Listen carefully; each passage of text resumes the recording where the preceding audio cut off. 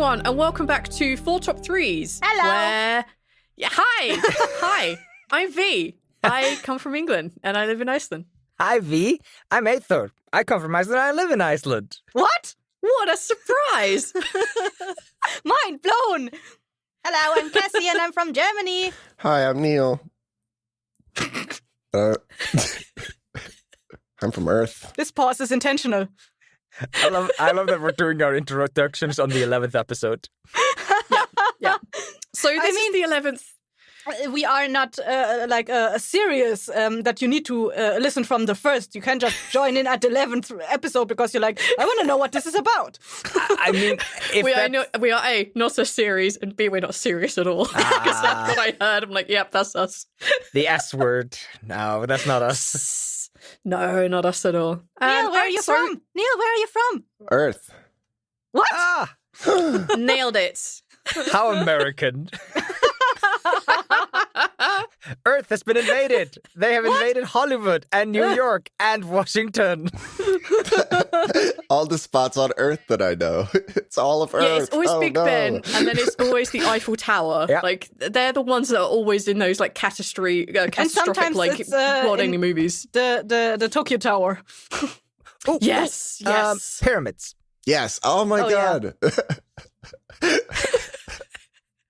They're the only did other it, places that Eyþór. exist, but they also might exist in... Is it Nevada, wherever it is you guys go to gamble? Yes. Las Vegas? Las Vegas, yeah. That's the one, Las Vegas. They always have, like, the replicas of all the big monuments there, so it's actually all just America anyway. And if this story involves time travel, of course, you have to explain how the Sphinx lost its nose. Oh, yes. 100%. That's like, every single if time. you don't fulfill that trope. Wait, you do? We are getting so sidetracked. So, this episode isn't about historic, like, monuments of we're different gonna cut that. countries. No. Not even close. We're in a completely different world. What? We are the thing. We are talking about multiplayer computer games today, or We are video living on the games, internet. whether that be Ooh. on the computers, whether that be on consoles. We're not coming down on console peasants or computer peasants. Like, we're not doing that shit. One is Whatever right games and that are one is multiplayers. wrong. Board games would have counted? I swear, if you say Candy Crush, I'm deleting this podcast.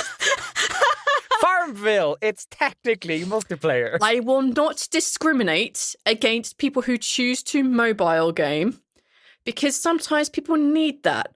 However, I am not personally one of those, and I don't know how you multiplayer on a mobile phone. Please don't tweet at me. I don't care. Right. So let us start with... See, everyone is arranged in a slightly different order because we're using a different system today. And I'm not going to start with me. I normally start with the top right, and that's me today. So I'm going to start with the bottom left with Kessie. Hello. Hi. So my third on my list is Ragnarok Online, which was the first multiplayer online game I ever played. That's the one that's like really sprite heavy. It's Yes. 2D. Yeah. Yes, the characters were 2D and the environment was 3D. Mhm. And as I said, it was the first one I ever played. I think I was 11 or 12 when I started playing it. I really liked that because of the sprite heavy thing, it was very simplistic, but it was also very effective. Like, it had like a lot of many possibilities in it. For the programmers to like focus not on modeling the 3D stuff, but just completely focus on gameplay and programming that shit and stuff like that. So there were a lot of very funny things that happened or that you were able to do, which was unusual for me because I don't think if I played any other MMOs before that. I think it was genuinely the first one. I think, unless you'd count something like, I don't know, Habbo Hotel or whatever. Yes. Habbo Hotel, Cassie. High five. You can't just steal my number one like that, Cassie. Do you know how many Americans have no idea what Habbo Hotel is? know. No one knows what it is here. And I'm just like, do y'all remember this? And everyone's like, what the fuck? That's how I learned what the fuck ASL meant. I like... What the fuck is ASL? Why is nobody telling me? I used to have, like, because we had dial-up at that point, like I had all that shit going on, and then it was Habbo Hotel. My dad asked, like, why are you spending so much time on the internet? I'm just moving characters around, talking to I people. was just trying to do a Fernie trade here. Yeah, I'm trying to earn enough money to buy like a chair for my room. Yeah. There's some nice cheers. I can think, join their club and before get Ragnarok special Online, I cheers. played Habbo Hotel. So that was like an upgrade for me because it was basically also, as most MMO tend to be, like a chat room where you can physically walk Yeah. around in a 3D space. Yeah, it was But in this cool. way, It this was one you also very had cool. role playing, and I don't mean like Habbo Hotel kind of role playing, but That's more like a motel you pay per hour rather than a. but yeah. But so what's that's the my favorite. point of Ragnarok? Like I've seen pictures of it, but I've never seen anybody actually play it. I've never seen a video of it being played. Is it a platformer? Is it like an action No. game where you like punch? It is actually like a MMO, like you would imagine, like World of Warcraft or whatever. It's just like that, but the difference is that the characters were sprites, like in 2D, so you could like go out there and like bash monsters. It's like, or I don't know, Baldur's Gate or whatever. Like you could, or Diablo, you could just go out, do quests and stuff like that. Get money and then go back home it was and buy just cool gear. Yeah, it was just a fantasy MMO. All right. Like it was always expanding while I was playing it, which was really cool. Like they kept adding new worlds, which was nice to live in a space where in a time where the games actually receive updates. How dare! So was it like a like pay for each game kind of thing, no. or was it free? The game itself was free, so you could start a 15-day free account, but then you had to pay like, I think it was €12 per month or something to play it. Oof. That's a steep one. Which was a lot back then for me as a 12-year-old. And I actually, like in the beginning of when I started playing it, I kept making free accounts and just played a character for a long time. As long as I could for those 15 minutes, until I found some friends online that paid for me, and I paid with my bank account to them with my pocket money, because I couldn't pay back then because I didn't have a credit card and it required you to have a credit card. Yes, yes. So V apparently, like, you can use what look like debit cards in Britain as credit cards. Like, that's something that I believe V has told me, basically. Yes, sort of. So, like, we have like a bank account and it has your money in it, and you have one card attached to that, and you can do what we call like an arranged overdraft, where I can spend all of my, say, £100 that I earned from my first ever paycheck. That's bullshit. That's not what I got. But then I could spend all that money, and if I have an arranged overdraft on that, I can go into like a negative £200, and then I have to pay that back to the bank plus some interest. Yeah. Like, so you can kind of use it as a credit card, sort of, kind of. And I lived in my overdraft for a long time, but I got out of that, and I never want to go in my overdraft again. It's so expensive. Oh yeah, I don't want to go there ever again either. Fuck that. So I did not have a credit card, and our bank accounts were not yet tied to credit card, or like you couldn't use them as credit cards back then. Yeah.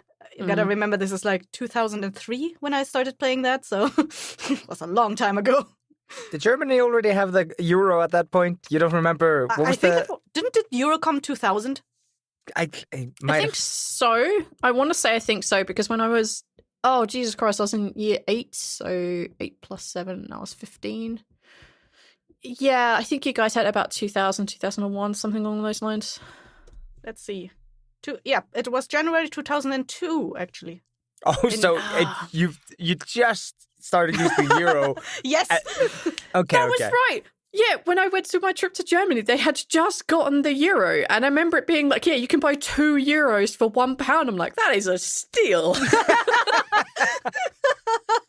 I'm gonna be rich. I didn't understand currency exchanges. I didn't realize that like €2 was actually the same as £1. Yeah. I didn't understand. I thought it was like, yes, I'm rolling in it. No, it wasn't. Well, that would have been a good investment at this point, I think. Yeah, I would have made a fortune at this point. But then I would have get fucked on the taxes on the way back into Iceland. So good point. Whatever. Yeah. Well, I guess I'd never heard of that at all.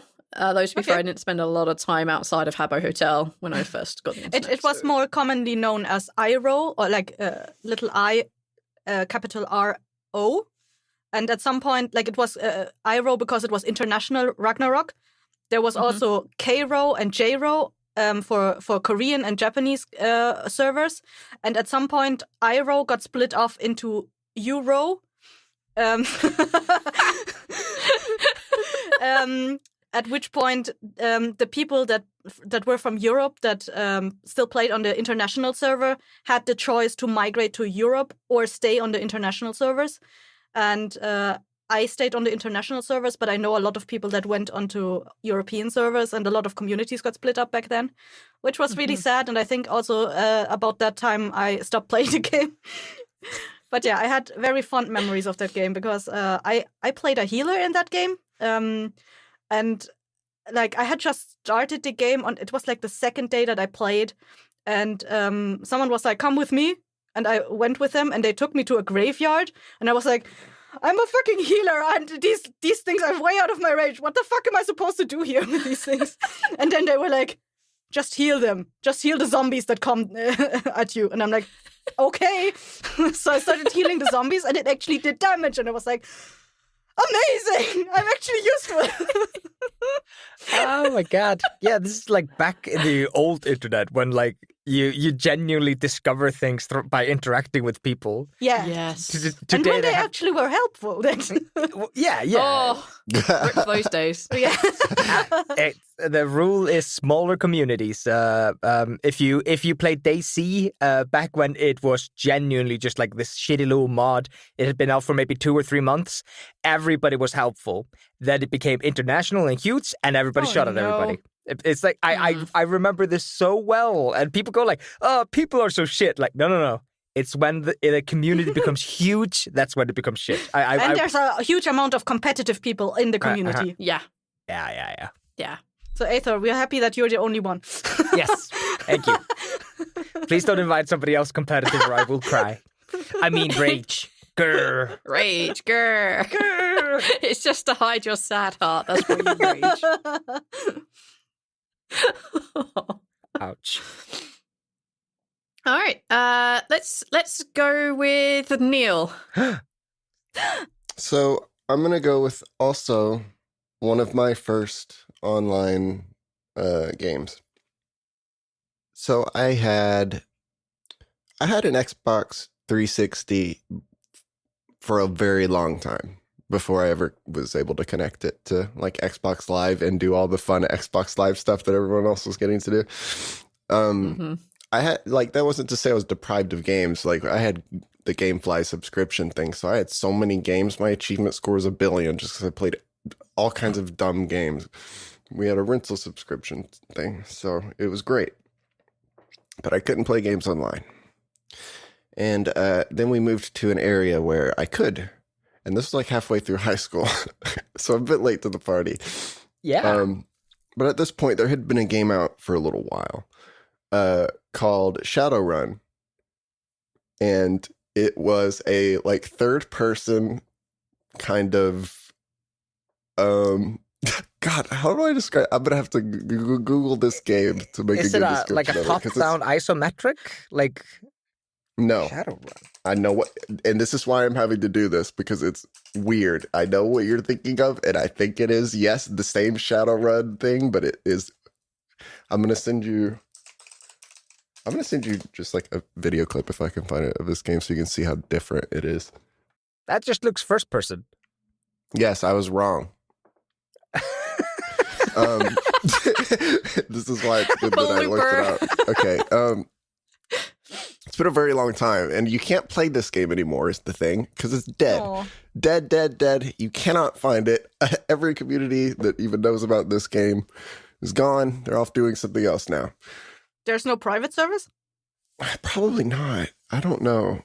You might be able to find like a group of people that play this game. So it was a multiplayer versus game, it taking place in, I believe, the Shadowrun universe, but it's a first-person shooty type thing. You can be like an elf, or like they have better like magic and magic regen access for those kind of abilities. You could be a big troll monster who get like armor and health regen abilities, and they like grow diamonds to harden their like skin as they It's get like a shot. frickin' Basically, I Minotaur. think you can have a sword You can shoot guns. You can have a healing tree that you stand under and it heals you. And you basically go play capture the flag with this thing. And it was just really fun. And I played that for a long time, but I found one of the first like groups of people that I played on Xbox Live with for a very long time afterwards. That was the first online game that I played, and I ended up playing like all night with these people. And I just sent them friend requests out of nowhere, and we ended up playing again another night.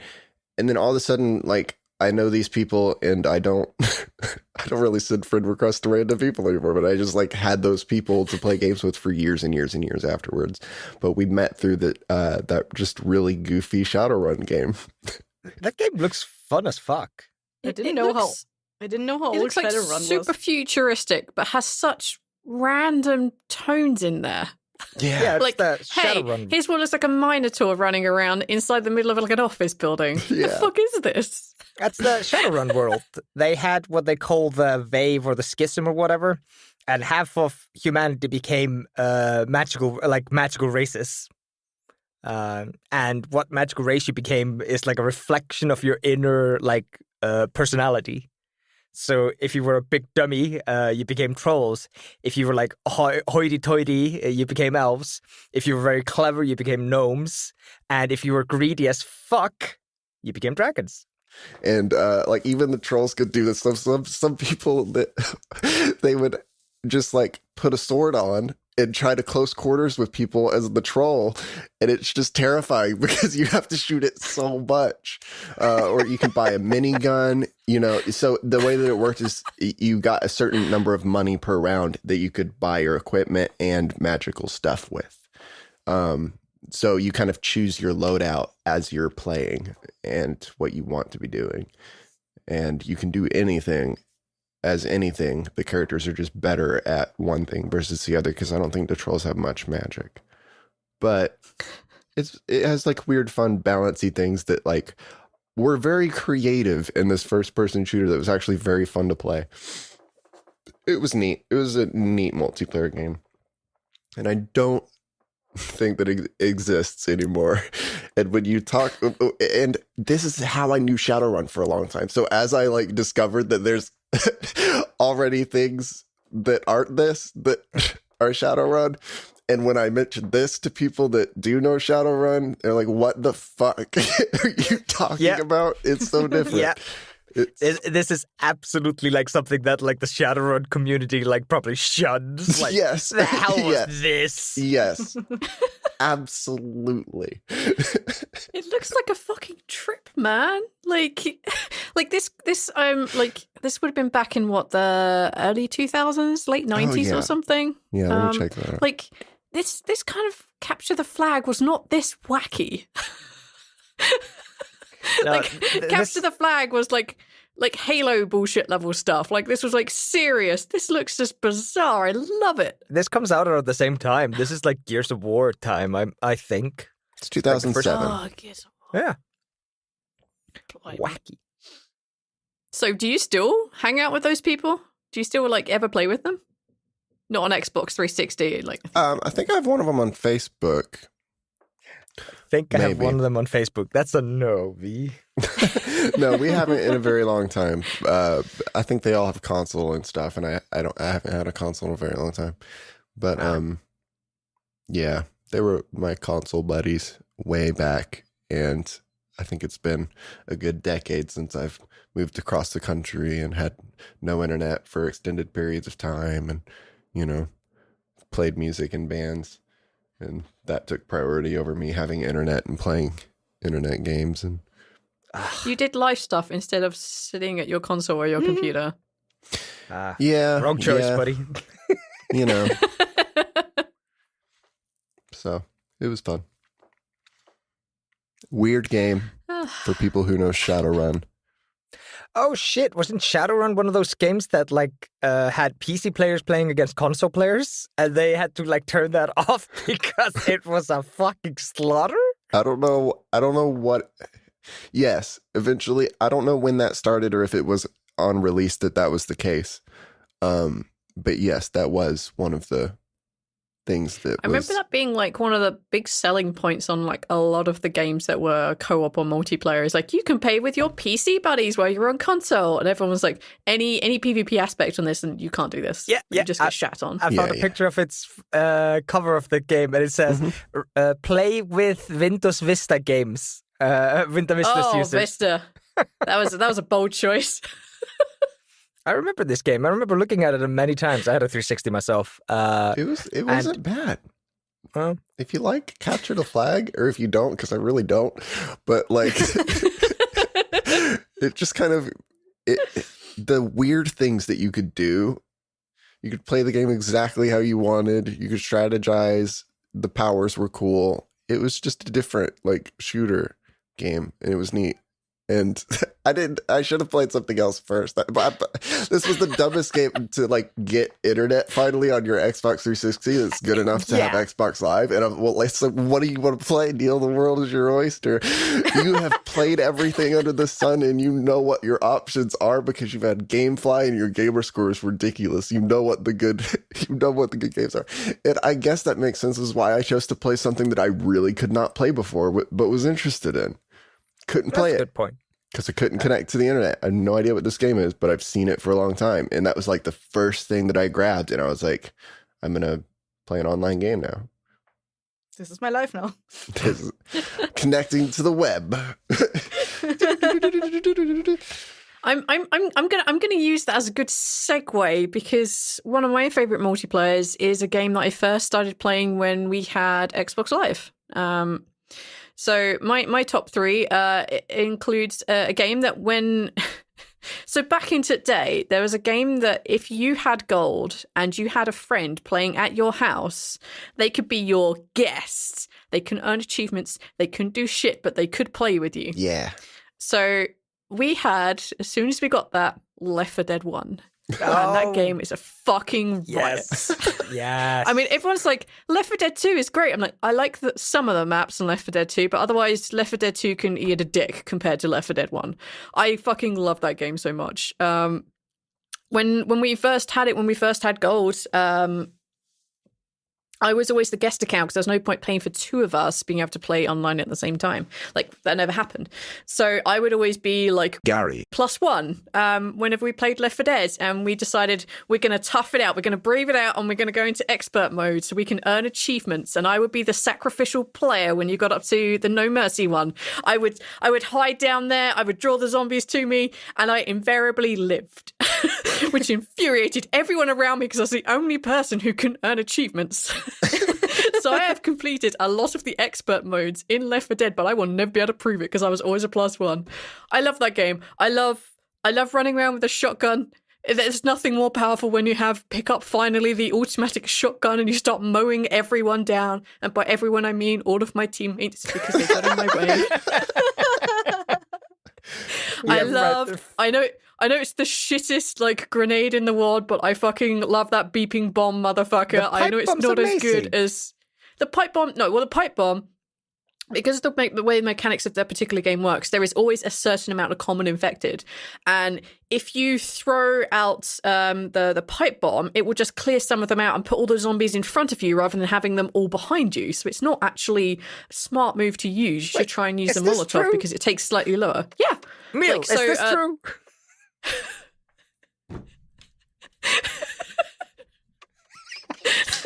For the audience, Neil has just scratched his beard and opened a can of Coke. But I love that game. I love the witches. I loved getting the Croned achievement. I thought that was the funniest shit as soon as she turned up. They nerfed her because she was absolutely trashing everyone. I love the tank. I love how when I used to play with some of my other friends, they were not as into shooting games as I was, but they loved Left 4 Dead because it was a whole zombie thing. It was the big vibe back then. Mm-hmm. They just couldn't cope, so they played everything on easy, and I just had to akimbo assassin my way through easy mode because I'm like, I can't deal with this. This is the worst. And hearing them shriek as soon as they hear a tank turn up was the funniest shit in the world. I enjoyed that a lot. And No Mercy is the best designed level of all of them. It has tension. It has that like build-up moment, and there are just so many good memories memories I have of just hiding in the elevator or the cupboard of love so that you and your buddies could survive and get on the helicopter and escape. Love that game. I fucking love it. All right. There you go. That's my Left 4 Dead 2 multiplayer game. I'm gonna do everybody who has played Left 4 Dead and Left 4 Dead 2 a favor, and I'm gonna tell V that she's wrong. Left 4 Dead 2 is superior. No, it's not. So Left 4 Dead 2 has features that I think are really good. It has the bile bomb, which is the fucking best thing in the world. But it also has like that really shit when they brought in the patch for 1 and then it implemented on 2, which is like a hit counter. You can only hit a certain amount of times before you run out of energy, and then the counter went up. I'm like, no, that ruins the cupboard of love. What the fuck are you guys doing? Yeah. And also the level design on them are a little bit more complicated, and it's more difficult to see, especially the water levels where the common infected are basically the same color as everything around it, and it's really difficult to see. And I have a problem seeing shit anyway, so those were just crap levels. Also, fucking clowns, dude. No. So what I'm hearing is they patched out my exploit feature, which was the cupboard of love. Yes. And also I don't like having to actually pay attention to my surroundings. No. You still have to pay attention to your surroundings in the original game. It's just much, much, much harder to see a lot of stuff in Left 4 Dead 2. I do agree with that. There are like 2 levels that are based around a storm and a swamp. And in those, it's really fucking hard to see anybody. And some of the levels are a little bit complicated. But I never played Left 4 Dead 2 that much. I played Left 4 Dead 1 a bunch. And I recognized Left 4 Dead 2 for what it was, which was a superior version. I was just playing less multiplayer games at that point. I disagree I bet you that it is the superior version. All the maps would like click into place if you played them more than once, because I have a feeling you did the same thing as me. You played through the entire campaign once, and then you were like, I'm done with this. Oh, in Left 4 Dead 2? Yeah, I was done with it. Yeah. There's 2 things from Left 4 2 that I appreciate, but they're not enough to make the game a superior game in my opinion. And that is the one, I think it's the bridge, whatever the fuck it is. Oh yeah. When you basically have to run across the bridge while the place is being bombed to get to like the other side and then win. It's really linear, it's kind of nice, but the interactions that they have with the military, I think is the funniest, like, scripted thing in all of, like, fucking Left 4 Dead, including the Francis hates everything stuff, which is the, hey man, I am covered in zombie guts, I'm covered in zombie blood, I am up to my ankles in zombie guts, I am as immune as shit. And that just made me crack up every fucking time. That's the only part that I think is better, but it's always Left 4 Dead 2. Like, if you just want to hang out and play and just get kind of shit-faced and just do something that you know is like, hey, there are some events that are high and there's some events you could just take some time on, Left 4 Dead is the one that everyone kind of mostly enjoys. Like, it's just running around with shotguns killing zombies, and there's nothing more complicated than that other than don't stand in front of me when I have a shotgun. You're the worst. Yeah, I have a story. My buddy Grant, who was a housemate of mine for the longest time, he finally agreed when we like linked our 2 Xbox 360s together to like play on expert mode, and we did Mo Mercy, and he went down to the bottom of the staircase and I instantly took him down to half health and had him lying on the floor because I shotgunned him because I thought he was a zombie, and he's never forgiven me for that. You're talking about like literally the first door, right? Yeah. Literally right at the bottom of that first staircase. That was me. If anybody's wondering if I've ever played Left 4 Dead with V, the answer is yes, once. Yeah, that was an experience enough. I need to play games that do not have friendly fires when I play with V. Yes. I'm not good at some games. Left 4 Dead 2, Left 4 Dead, I'm not great at, but I enjoy it a lot. No, you're fine at video games in general. You're shit at not shooting your teammates. Yes. You just happen to run in my line of fire, man. It is not my fault. You have twitch reflexes and no inhibition. Yeah. They're fucking zombies, man. It's either choice of you or me. Some of those zombies are fucking clowns. I'm not taking the chance anymore. Exactly. They could be anyone now. So yeah, that's me. That's one of my favorite games is Left 4 Dead. I will still pick it up and randomly play it now, and I don't really mind what level from the first. I will play those. I enjoy it a lot. There you go. It's mine. All right, Eyþór, what have you got? All right, so I struggled a little bit because I knew what game I wanted to be number 3.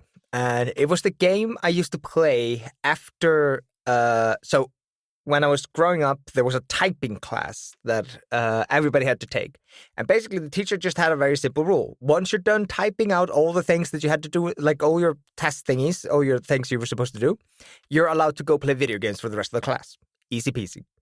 So all of the nerds that were fast at typing, we could just play video games for like 10 minutes. That was fucking fantastic. And I was sitting here racking my brain, like, what fucking game was that? What game was that? And I think I came to the conclusion that it's 3 games. It is Half-Life 1, Counter-Strike, and Quake 3. And those 3 games were like hidden on the shared drive, and you can kind of boot them up and get them running. And we would just play those fucking games so fucking much. And I loved it. I loved playing that because sometimes the classes would like intermingle. So there'd be a class in there before we come in.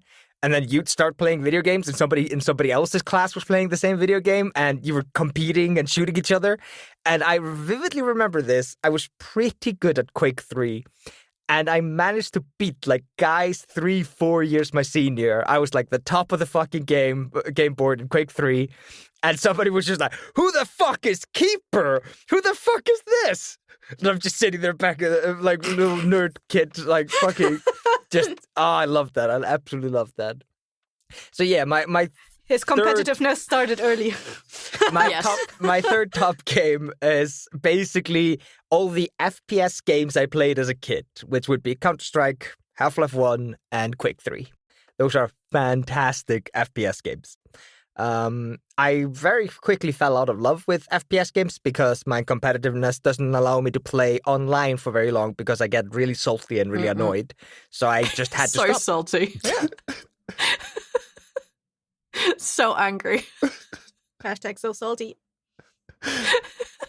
I'm sorry, I'm still trying to get over the fact that you had typing classes. Yeah. Really? Yeah. I don't. IT class where you learn to type 10 finger system with the keyboard. Yeah. We had IT class, but it was like how to do Excel, like that kind of shit. Oh, and this is what the internet is. Or it might be I was paying no attention because we had a similar thing where we had like pre-installed games on there and it was like a chat feature that was in the IT lab and it linked all 12 computers together. And it was like a Jackbox game kind of bullshit. Like it was like play this shitty game. It was like Bejeweled or some shit. Nah. Yeah, okay. We might have had typing class too, actually. I'm thinking about it. I remember typing. I think you're right. I'm sorry. No, We had I think- typing, and it was focused on words per minute because if you weren't productive, you suck. We weren't teaching you how to use Excel or anything. We just wanted you to be able to type as much as fast as possible.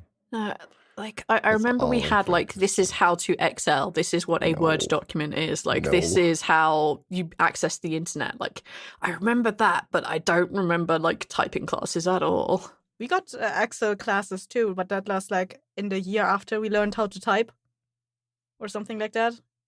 I mean, it was like 3 or 4 consecutive classes. So in the first year we had like typing classes, and then after that we had like how to use Word, how to use Excel, how to make mail thingies that where you can just print out all the addresses out of an Excel sheet on like in a format that you can glue on letters or whatever. Yeah.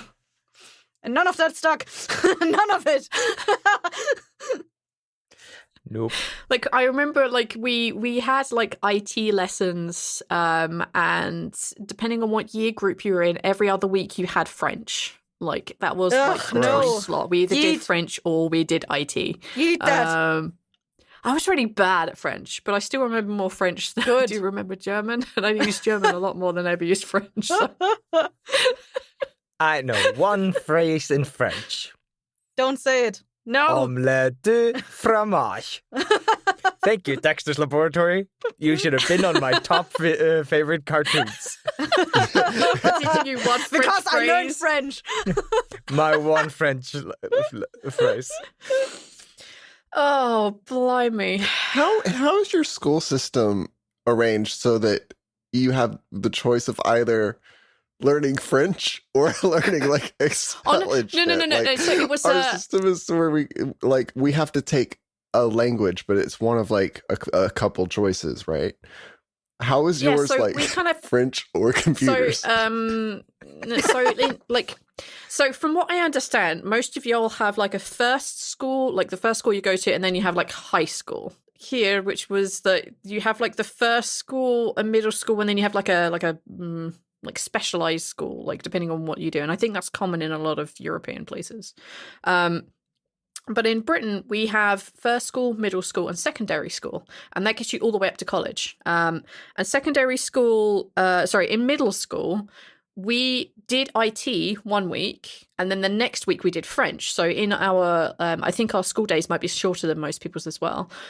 We had to try and fit a lot into a very small amount of time. So what they would do is like 1 week you would do this, next week you would do this subject instead, and that would be our timetable. Our timetables were 2 weeks long. So that's what we did. When we hit secondary school, basically the top high school, whatever the fuck you guys want to call it, then we had to do one language until we were 14. And then at that point, we could drop languages, we could drop like a bunch of other stuff, but we had to choose, like you either do like geography or history or religious studies, or you had to do a language, or you could choose to do both. Like we had an odd setup in our school for stuff. The world is a confusing place. We're not talking. This is no longer a big video game podcast. I just want to make the point that Icelandic schooling is very simple. You go to school. There's class 1 to 10, period. After that, there's another school, and that's basically all the college bullshit all rolled into one. You don't need first, middle, second, college, high school. Well, but you also have a population of maybe about as many people as live in London. But I also chose to do art. And then I realized in the year that I'm supposed to take my exams that I suck at art and I didn't have a portfolio and I didn't want to do it. This isn't top I'd already 3 done high school statistics. regrets. Oh, no, I don't have regrets from not doing art. I had the blast in art when I chose to do it. And I'm choosing to do it, but I'm not taking the exam anymore. So I just used to sit back and help people do shit. I made a mess of a pottery class. I'm with you, B. I fucked it right up. And I learned that I can draw something, but as soon as I try to paint it, all I've done is fuck up a drawing. I have ruined it. Yes, and I used to made get a huge so far mess. and then just fuck it up. Yeah. I decided I didn't need that level of stress in my life. I was actually like developing on my bipolar symptoms. I couldn't deal with it. I'd done statistics the year before. I'm like, fuck this. I don't need this. So good times. So that's everyone's first favorite. This podcast goes for too long. I think that's going to be one of our top review I think you only comments. recorded for like 30 minutes so far. Oh, 42 minutes. Close enough. 15 minutes. But we have a lot of Most of it cut is out. us reiterating how shitty and weird our school systems are. We got derailed a lot. Yeah, to be fair, it's also kind of what we're here for, is to Yeah. learn about how we are strangely different We just from one need another. topics to talk to each other about until we find other topics to latch onto for like 5 minutes. Yes. Yes. So I like loosely top 3. So far, everyone's video game topics have been somewhat nostalgic, right? Yeah, So I think that's yeah. why we've been kind of having to over-explain. Yeah, that's true. And That is true. discuss. yeah. Spoiler, All right, all Cassie. of mine are nostalgic. Oh, God. I mean, same. Well, that doesn't bode well. That wasn't the topic, Eyþór. Aw. All right, Cassie, hit us with your second spot. Yeah, my second spot is probably also going to be on one of your others lists because it's World of Warcraft. Yes. There we go. I That's knew on it. my number 2 spot as well. Yeah, Oh. then we can just talk about it in cluster. Yeah. I don't actually remember when I started playing it. Maybe 2000. When did it come out? 2006? No. No, it already honestly had its have no 20-year idea. anniversary. Hmm. So it came out in 2001, I think. Okay. I'm going to Google. Continue. Yeah. I remember just seeing it, like a buddy of mine invited me over to watch them play because I didn't have the game and I wasn't allowed to play for a while after I played Ragnarok Online. Whoa. Did you 2004. 2004. did you get banned from playing online games? Yeah, because I couldn't afford it and I didn't have any income. So at some point I had to Fair. quit it. Okay, wait, so did you get banned or did you run out of money? Wait, A little bit of both. okay. little bit of column A, a little bit of column B. Oh, then it wasn't the 20-year anniversary, but like 15-year anniversary. Yeah, I think it's 15. Yeah, Yeah. like so 2004, so it's 3 years before. Like, Yeah. it can drink in most countries, I think. Yeah. What I really liked about it was that I personally felt like this might sound like I'm a psychopath, but I felt that the interface really felt really good in this game as compared to other online games that I have played, because it actually helped immerse into the entire game experience, unlike other games which always seem to have like a really weird interface that reminded you of Windows. Yes, like it's like it was like I know like I played with a lot of mods towards the end of my playing experience, but like like the basic bitch version is no mods. It is really easy to see everything. Yeah. Everything is in that bottom bar when you need it, And it's super there's connected. nothing- Like if you didn't Yes. understand the quest text, you could click on something and then it would give you some kind of info or like show you on the map Yeah. where you needed to go, anything like that. Or like No, it I wouldn't. don't, like huh? No. I don't know. Maybe What? huh? It World would. of They're like quest Warcraft? areas. They mark them out, dude. Yeah, it did map the. Did It it? showed you the No. roundabout quest I areas. used to have to get Quest Helper. That was an add-on because otherwise Yeah, but I would Quest- have to fucking Quest- read, and I don't I- want to. Wait, I think- I want to play a game. It is quite World of possible that it was a Warcraft. feature in the beginning of the game and then they took it out or something like that. Quest Helper was basically like a fucking TomTom, and you downloaded it if you didn't want to read the text. Yes, I don't want to read. I'm here to play games. I'm here to watch numbers go up, V. Right, I'm tell not me here to when- learn. Point at the next bad guy, please. I'm gonna go take money out of its pockets, its dead pockets, because I don't read. I'm gonna I walk over and I'm slice gonna things skin in that half. motherfucker. I haven't murdered anything for 5 minutes and I'm getting agitated. But yeah, I really loved the whole faction thing about it because it was super unusual for MMOs that you could play anything other than, I don't know, maybe humans, maybe elves. Yeah. And that not only did you have to choose like different, you could not only choose a different race, you could also choose a different faction, and that it would entirely feed into your starting area and like your way of play style. I really felt like it was really well thought out in that regard, or fleshed out.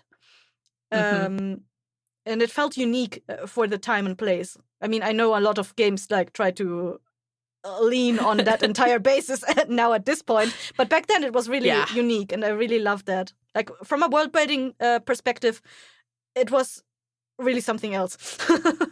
Yeah, it was very like different from a lot of the other games there are. Like a lot of games have copied that layout and that idea, and that's why they don't survive as much because they don't bring anything new to it. And WoW Yeah. is trying to consistently add to their lore, and let's say recently they fucked it up, but they keep trying. But yeah, like when you initially get in there, it kind of handholds you through some of that beginning part, and it's easy to see. And I taught my dad how to play like the first few levels as a fucking gnome.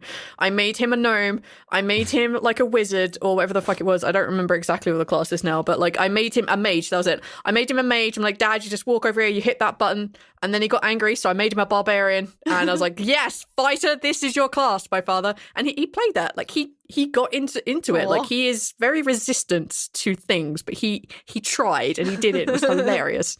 So that was, to be fair, after they'd gone through a few iterations. But I really liked how the starting areas were different, not just based on your faction and your race, but also on your class. Like depending on what class you were, depending on what quest you ended up having. And it was fun in those first few years when you wandered around and you didn't have mounts and you had to fucking walk everywhere. What was everyone's factions? I'm here to ruin friendships. Uh-oh. I started out as a night elf, but I think I genuinely felt more at home over at the hordes. But I didn't like the female cow, so I always played a male cow. Taurens are good. I played Taurens, or I played Trolls. They're so cuddly. You See, played what? I got massively bullied into playing World of Warcraft. So my partner at the time, Gary. the guy I've mentioned already before, and a couple of my other friends, we would go down to the pub like after we've done our like drama classes, where the fuck it was, and there was talk nonstop about WoW. And I'm like, All right, I'm bored now. We'd go to someone's house to play the Xbox, and they just spend 4 hours talking about WoW whilst we're playing another game. I'm like, Jesus fucking Christ, guys. And this went on for months. And eventually I'm like, fine, just buy the fucking game and I'll fucking play it. Just do it. And I made a Night Elf Hunter named Raid because I thought it was funny because I heard them talk about Raid all the fucking time. So I named her Raid with a H. Played a Night Elf Hunter, and yeah, and the only reason I played a Night Elf over, for example, a Tauren, was because everybody else was Alliance, and they wanted me to play with them, so I couldn't exactly go Horde at that point. Because they'd already bullied me into playing this fucking game. I don't know. I just genuinely don't like the Alliance races personally. Like except for the Night Elves. I like the Night Elves. Their dance. I love their fucking dance. It was the only dance move I knew for fucking ages with a Night Elf female dance, because I was like, if I'm forced to look at the Alliance races, I'm going to look at the one that has the nicest butt and I'm going to watch this one. That would be the gnomes.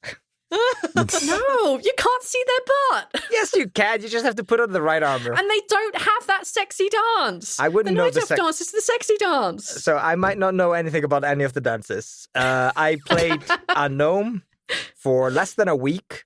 Then I got the worst infection of my life in my eye, and I would have genuinely fucking died if we didn't have penicillin and shit like that. Like, that would have fucking killed me. And I never touched WoW again. And I don't know why those go hand in hand, but I just those bad things memories, happen. PTSD. Like my friend was trying to get me to play WoW. I was playing a little bit. I got sicker and sicker and sicker and sicker until I got medicine, and then I didn't want to play WoW anymore. And it was just like, I guess penicillin cures you of bad taste because I stopped playing WoW. Fuck you, man. Yeah. How far did you get in your World of Warcraft career, Cassie? Me? I remember I played vanilla for a long time, and then I had like a year-long pause because I was doing exams or something. I tried to stay away from it, and in the meantime, Burning Crusade came out, and I didn't want to pick it up right after it came out because I had just managed to get out of the habit of doing it. But at some point, I got back into it, and I think it was like Burning Crusade was already at the end of its lifetime, and what was the other one? Was it a Frozen Throne? Ice Crown. The Wrath of the Lich King. Frozen. Yeah, that one came out, and I think I bought the Burning Crusade and the Wrath of the Lich King add-ons together, and then I played that a little bit, but I never got like end game. I never got that far. I like always ended at like the 3 levels before the level cap ended or something. I was never a hardcore gamer. I was just casual. That's fine though. Like I one of my favorite memories was because I joined about probably a month or two after Burning Crusade came out, after like they kept breaking the fucking portal. I joined about a month after that, and some of my fondest memories of WoW are actually just jumping around killing ogres and killing dragons so I could earn my first set of like decent purple armor so I could go to fucking Karazhan right at the end of the goddamn thing. And then my buddy Gary, who was a hardcore gamer, he was like, I do only raids, I only do like the 25 man to Nax. I'm like, what the fuck you want, dude? He just came and just like walked around Karazhan while we were struggling to kill like the first fucking mob, and he would just wipe them out. I'm like, Jesus fucking Christ. So yeah, like funniest time was still in that like pre-raid area, and then I did raiding, and I was a druid healer, and I loved the tree dance. And my teammates always used to know that I was playing the druid, or which druid was me in particular when I was in tree form, because I was always jumping, because like the jumping looked fucking hilarious. And you don't need to stand still as a druid healer. You can just move. There's none of that casting shit in this goddamn thing. Well, you didn't have to really stand still as a priest either. Like I was always jumping around, spamming healing Nova or whatever the fuck that was called. I was just like, hey, you gotta heal, you gotta heal, you gotta heal. You get a dot. Sorry, a hot, not dot. Shit, wrong healer. But I for a long time played on private servers actually, and it only had like Burning Crusade. And at some point, like I used to play just a normal player and just played with some random people. It was like less than 200 people on that server. And at some point, I was became a GM, and ever since then, the experience didn't tickle me so much anymore, because I know the GM experience, and it was super fun, and I was always in charge of making event areas, like because I figured out you could summon random objects into the world, and I built like entire parkours with tables or whatever, and I was like, the first one to reach the top gets like a purple item or whatever, and shit like that. So I did like some private realms. Like I played WoW like until I think the end of Panda, and I think I might have like considered doing that. I did take like really long breaks when I became an engineer and decided like I'm dedicating myself to doing this. I had to take years off of playing, but then I came back again, and that was fun. But I never got into like the GMing or like private ones. Like I did a few just because I wanted to play Wrath again, and I fucking love Wrath. It's the best they had. But yeah, I was never put in gym because I'm like, this is too complicated for me. I just want to spam healing on people, and I just want to be a tree. How do I just do that? So we went back to that, and yeah, like for me, the reason I kept going back and why I still just like I really miss playing it is why I'm like there are still it's because of the guilds that I was in, especially with the raiding guilds that I was in that were also like casual and gamers and stuff.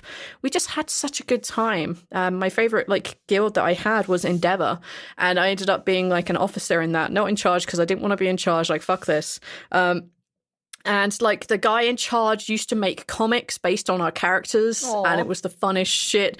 I used to write songs and I did them on YouTube. I did covers and they were the worst fucking shit. It was amazing. I have a cover of Bad Moon Rising, which tells you how to do the Omnitron defense pattern. Like this is like, that's the whole point of the song, is to tell you what the tactics are for Omnitron defense. And I fucking... I love that. I have them still somewhere on my hard drive. I'm never sharing them with anyone ever. I did like 20 of these fucking songs. Good times. But yeah, that community was like, it was really essential for me to why I kept playing. And also because I had to have a real life at some point and had to take my life seriously, or I wanted to, I had to stop playing. I'm like, all right, I'm just bouncing around Stormwind. I have to get out of Stormwind. Fuck this. I need to be an engineer. I have to go do real work. And then I got super sad because I wasn't having an outlet. So let that be a lesson to you folks. Don't give up all your happy things. I'm with you. Wow. I never want to go back to it, but I also do. I miss it and also don't. Yeah. Hey, Neil. It is very time consuming. Yeah. Did you notice how they talk about it like alcoholics talk about alcohol? I needed to be a grown-up, so I had to stop it. I had to quit it. I needed to stop this. I miss it, but I don't. I shit you not. Like, we were off WoW for like a year, and we were so proud of ourselves. Everyone in our house were like, yeah, we're not playing WoW. And then someone was like, I renewed my subscription of the game. Fuck you, we're back. Like, I guess that's mine and Kessie's number 2. Yes. All right, Neil, what have you got? My number 2 spot is a game that, thank fuck, I don't have to describe or tell you whether or not it's in first or third person, because everyone knows it. It's Minecraft. It's so good. It's the best multiplayer game. You can do whatever you want, you know? It's amazing. I could never play it because of the first person thingy. Like I got woozy playing it. Oh yeah, you get sick playing it. Fucking Minecraft's a fantastic pull, Neil, I have to say. It's my favorite because it's like... No, it's your second favorite. You're Zen... Yeah, it's... it's like a Zen garden with your friends that gets a little crazy every now and then. And I love that. So on the Minecraft server, we most recently were on, I found your base. Somebody left like guides, little guides to get there, and you had created this giant fish tank. Oh, and I was you had gonna this make a zoo. Yeah, I was. Yeah, you had this really weird building that had this really and everything was so clean and orderly and pretty, and it was before I really knew you, and I was like, the fuck is wrong with this guy? A lot. Why would you make this? This is so weird. Because it looked like you when I make shit in Minecraft, it's like I want to make houses and I want to make cool things, and you're like, I want trees and waterfalls and fish. And it was just like, The fuck? Zen garden. You were gonna have to do something to gain admission to things. I was gonna build like fences and stuff that you like. This was gonna be a thing that you come and visit, Yeah. and you like spend the gonna gold say, to come and do some like, useless resource. Neil, you like fucking you built a lot of like one of the towns we have in our other podcast, and you built like the fucking like this is a place above, and then you had a secret entrance to the temple underneath. I'm like, Jesus Christ, Neil. I did build a whole I was like, town I'm just gonna once. run around doing stuff in this really cool cathedral that you built. I was just blown away, just wander around, just hit random things and like, oh shit, this door is open, go down. So what the fuck is this? Oh yeah, that's the temple under Faustum. I'm like, what the fuck, Neil? This looks amazing. I love Minecraft. I could spend so much time there just like building nonsense. But also, if you want to like have a try hard goal, you can go exploring. Or if you want to be creative and do puzzles, you can challenge yourself and go into creative mode and do like learning command blocks has been my new favorite thing. And you basically write Minecraft code into this block and it does so many things. We've remade entire games with this. It's upsetting how much you can do with command cubes. I am still, to be fair, still stumbling over red sand or red dust or whatever the fuck it is. When it's like it brought electricity, and like, at that point I got lost. I'm like, this is too much for my simple ass brain. I just want to build like a treery inside the earth, and that's all I want to do. At that point, I'm done. There's so much that you can do, and yeah, I can show y'all some stuff that we've done at some point, but yeah, I would love for you to send us some screenshots so I can put in like the show notes for this, because holy shit, like the stuff you've built is like spot on. Yeah, I want to find some of that stuff now that you mention it. Yeah, like there's generally a temple underneath, and it was like, that's this place. I'm like, holy shit, dude, do you have dedication to this? So I I was struggling what to buy my father-in-law one year for Christmas, and I'm like, hang on, let's just buy him Minecraft on the Xbox 360. He's only like watching shitty movies on this. And we bought it for him. We never thought he'd download it. We've never thought he'd play it. No, what he did is he filled his hard drive up with Minecraft saves. Yes. So big that the game would crash loading into Minecraft on Xbox. So he had to basically delete his old one and start again, because this dude was insane. Was he trying to like reach the far lands or whatever? Like, what was he doing? He didn't even know that the Obsidian portal existed. He didn't know how the fuck to build that. And he just, as soon as we did, that made it even worse. And Andy's mum at one point turned to him and said, I want to thank you, and I also hate you for buying that game for him. One, he's never been so quiet. He's very distracted. Two, he always does his chores because he knows he'll get angry if he's playing Minecraft. He hasn't done his house work. For three, I never see him. What the fuck? That's amazing. Yeah, but he loved building all the trains and stuff. Like, it's one thing he and I shared a lot, with love of trains. And yeah, like, he just built train tracks fucking everywhere. Up ground, lower ground, in the air, like in the water. Like, holy shit, dude. So Onyx and I had made a whole tower, and there's like 13 floors, and each floor is its own like command puzzle.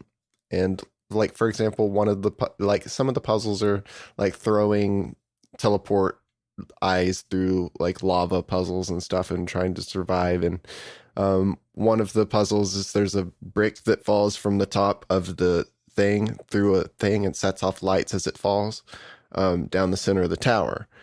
And every time it gets to the bottom, once you enter this room, you've been given a tag, because that's something I can do with command cubes. I can give you a tag, and you get the tag of whatever floor this is.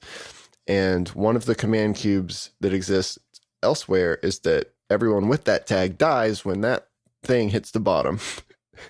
And so I put at the exit of this room the tag that takes off the tag that's killing you every like 6 to 10 seconds. And in this room, Fuck. I have put buttons. Everywhere is buttons.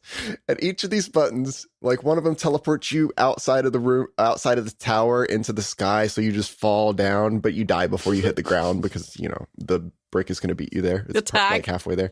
Yeah. One of them like spawns a bunch of cats, which also die because they have the tag. Some of them do like special visual effects and audio cues, and they just do so much wild stuff. There's so many things you can do. And when you find the right button, which doesn't look like any of the other buttons, and it's hidden, so it's kind of an asshole move. It's not even obvious like the rest of the buttons are. It's hidden in the room. Once you find the right button, it gives you the one thing that can get you to the the part that takes the tag off. We make puzzles. They're rude sometimes. Who did you manage to persuade to play your puzzle and your Tower of Death? It's amazing. I love the Tower of Death. I can describe that room to you, and it's still not ruined. It's because it's such a pain in the ass. I seem to be doing Minecraft wrong because every time I play Minecraft, I just make underground bases. I just love making underground bases. That's all I ever do. Yeah, that's fun. Giant tunnels and huge storage rooms of stuff and farms and everything's underground. That's what I do. Yeah, I tried to make a house like in pretty early Minecraft, like when I was playing on Xbox 360, in a cave that was really pretty, like in the side of a cliff. So it wasn't super underground, but it was underground. But all of the entrances and stuff were visible. And I learned that you couldn't do that because every bit of natural floor, it doesn't matter how much you light it up, things can still like spawn there or something. So I could never get that cave clear of enemies enough to be a house. I couldn't figure it out, but I had lit everything so perfectly and I was so sure of it. And it ended up learning that the game just didn't play nice with me not building and wanting to use a cave as a house. So fuck you, Minecraft. This is a house. All right? Yeah. I can live You don't get to live in a cave. Caves are where creepers live. It's pretty much... Oh. I don't know if the game creepers. still has that, but at some point that was a nuisance to me. Because I really wanted a natural cave house. And this cave was really good for that because of the fact that it had like above ground openings into cliff side and stuff. It was so neat, but ruined. Fuck you, Minecraft. It just has to be a natural beauty. You're just not allowed to build there. Yeah. Yep. But Minecraft's great. It's anything you want it to be at any given moment. And what I'm hearing is you just like fucking with people. Yeah. You make puzzles, obstacle courses. He makes his Zen garden, and then he makes his Tower of Hell, his Tower of Babel. And at the top is just a Zen garden. I recently bought my sister Minecraft, who had obviously she worked at GameStop for years. She knows what Minecraft is, but I had never like played it or got into it. And she's watched people play Minecraft, but she's never played it. And she got it and did not log off of it for a long time. Very upsetting amount of time. Yeah, it was, I was concerned. But yeah, she didn't sleep for a while playing Minecraft. Jesus. And collected like 3 of every animal for some reason. And like the first one she was trying to get back to her house was foxes. And no one was awake to give her better ideas, but she built like a 1x1 diagonal, so it's like crooked in squares, sky bridge, so that she could go across, put a leash on a fox that was in this biome that the bridge took her to, and get it back to her house in the other biome over this bridge. And they kept falling off and dying. And she was just up all night doing this. She ended up, she didn't want to play any other game with us. We were all trying to play other games, and she didn't want to play anything else until she finished her house. And we did not know that meant collecting 3 of every animal to also put in the house.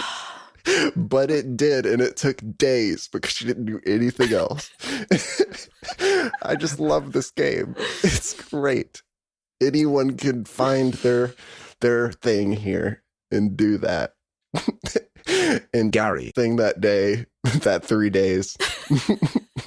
With 3 of every animal. was collecting One better than the Ark. 3 of every animal. It's amazing. Oh, yowzers. Oh. Notch has spoken to me. I must bring 3 of every animal to my house. I'll have to ask about that and report back. But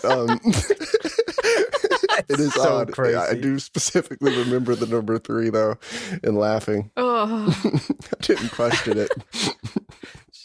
Didn't even have to be at least one of one gender and 2 of the other gender. Could just have been 3 of the same gender. Animals in Minecraft don't have gender. No, you cannot breed them? No. There just needs to be Okay. 2 of them, and they need to smash together, and then you get a Okay. 3rd one. No, you just have to feed them. Yes. Yeah, and Right. and then you get the hearts, and Yeah. and then you close your eyes and imagine they're smashing together, and then there's a 3rd one when you open your eyes again. No, don't imagine them smashing together. They're Minecraft cows. All right, Eyþór, what have you got? Oh, my number 2. My number 2 is dun dun dun dun dun dun dun dun dun dun. Fucking Battlefield 1942. God damn it, that fucking game.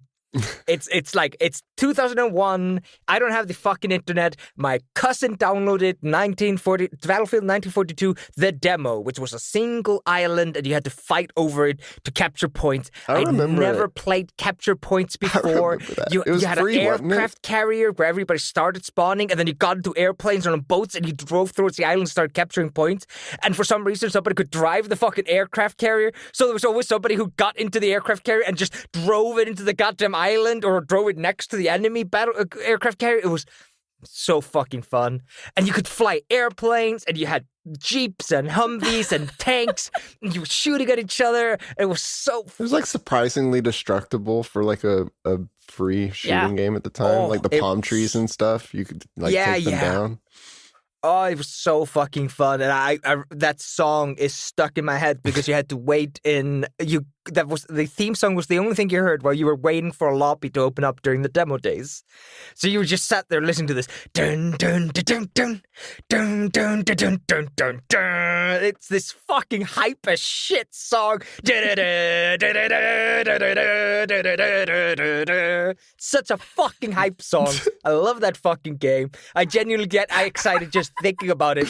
And what do you think happens? The fucking game comes out, and it's the first fucking game I buy. I instantly buy it, and I moan and whine at my parents to let us fucking connect to the internet so I can play the other maps, and I never played any of the other maps. I only kept playing the fucking island map because I loved the island map. And then How long were you allowed to keep playing that before your parents got decided that they needed to step in with your competitivity issues? Since that game doesn't really have a one-on-one kind of like feeling, the same as Quake and Counter-Strike has, I was allowed to play that game. I wouldn't get really annoyed. It's more of a group effort, less individualized. So you don't like one-on-one combat? No, I play even now with a lot of people that don't like competitive shooting games, and we've all downloaded Battlefield. What's the one that's like the old school one with? It's like World War I think. I want to say Battlefield 1. Yeah. That might be it. Because I think I played that. I played that a lot. Yeah, that one's pretty good.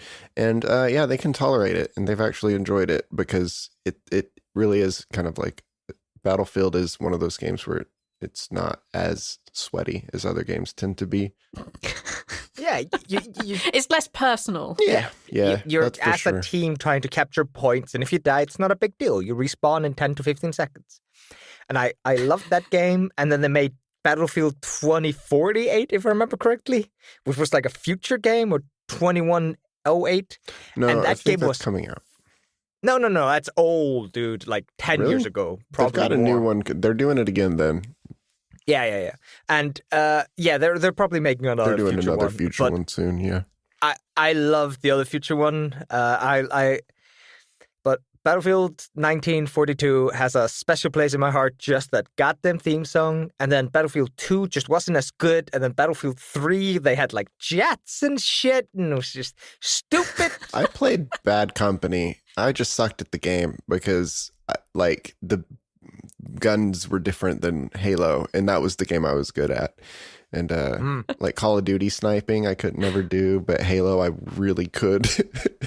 if it's hit scan, I'm good. But it took me a long time to learn any game that had any kind of realistic gun physics or anything like that, which sometimes was Call of Duty or Battlefield, depending on. But the no, gun. my love starts and ends with 1942. I enjoyed the future one a little bit, but when it came out, it never caught on unless like Battlefield 1, 1942 did. It just... I think that was accessible to a lot of people too, because they did release the free island. Oh, the island was so good. It was so new. Like 'Cause I played that a lot too. I didn't even realize that they later released a version of the game that you pay more for. But I do remember the island very, very vividly. It was the first like big team multiplayer game I remember. It might have been the first really big one that wasn't just an MMO. And it was still kind of like paced well, fast paced.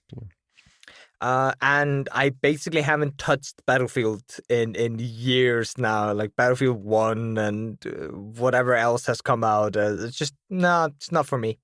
But I love that one. I was a kid enough that I had enough free time to just learn how to fly planes and just fly in circles and just shoot at jeeps. This is the most nostalgic feeling, free time. Right.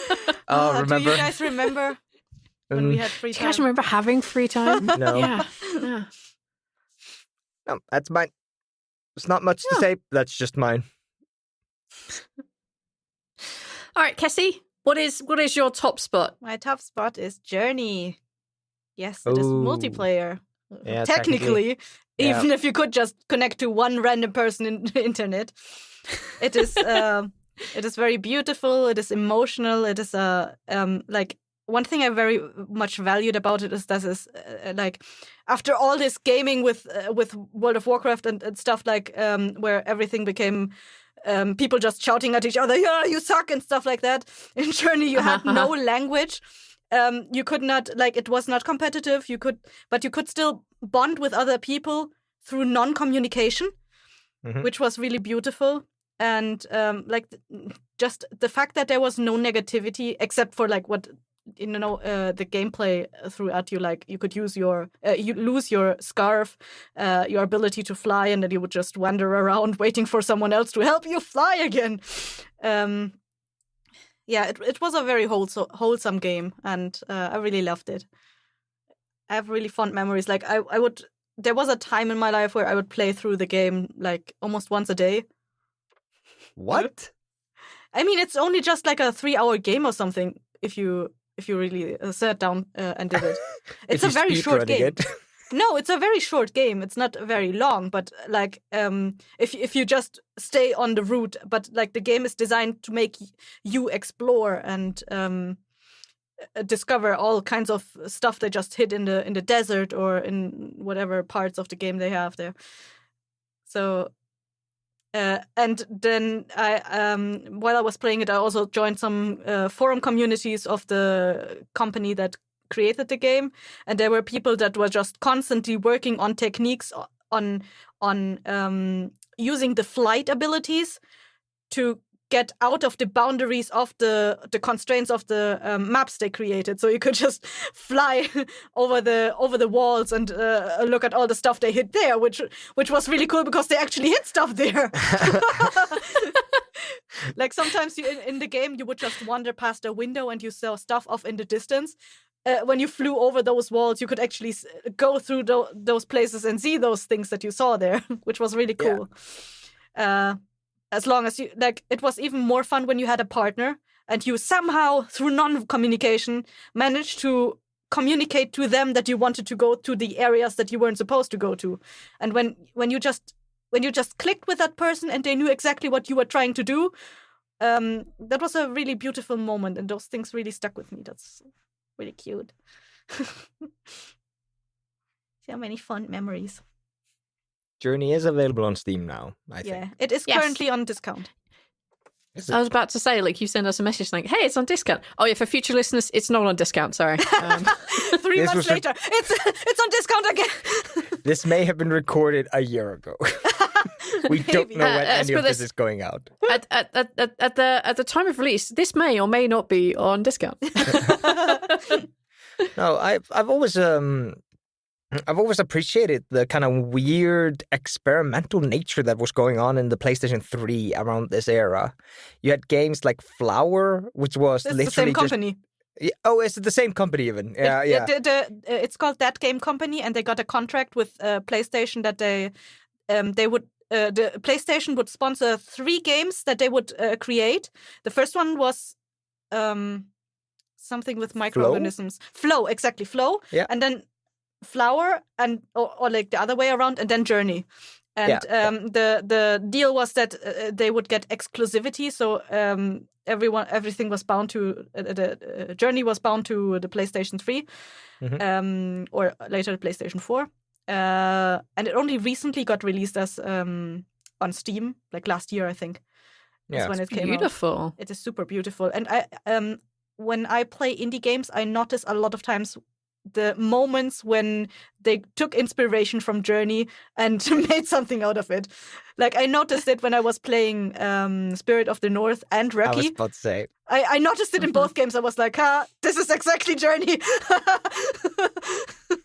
Yeah, Journey just had this like just otherworldly feeling to it. It just, I think it came out at the right time too. Just like we there was so much garbage going on at the time. Just it was super good. wholesome, and I really loved the amount of thought and details they put into it. Like, I have the art book, and I read the art book, and the composer Austin Wintory actually said in an interview that he made it so that when you could play the game alone if you played offline or you just didn't find someone, but they made it so that the music tracks would have fewer instruments than if you actually played with someone together. So as soon as you played with someone, you had a more intense feeling to being with with a companion. So it rewarded you for having a companion. So I love that. It is super sweet. I love little nuances yes. in parts of the game that you wouldn't necessarily think of, because, like, unfortunately, the adage is if you're doing your job well, no one knows you're doing it. And Yes. unfortunately, things like soundscaping and direction often disappear in a game when people forget how good something is. I'm listening to like a podcast right now because I can only listen to one a year. That's just the only way I ever get through any fucking podcasts.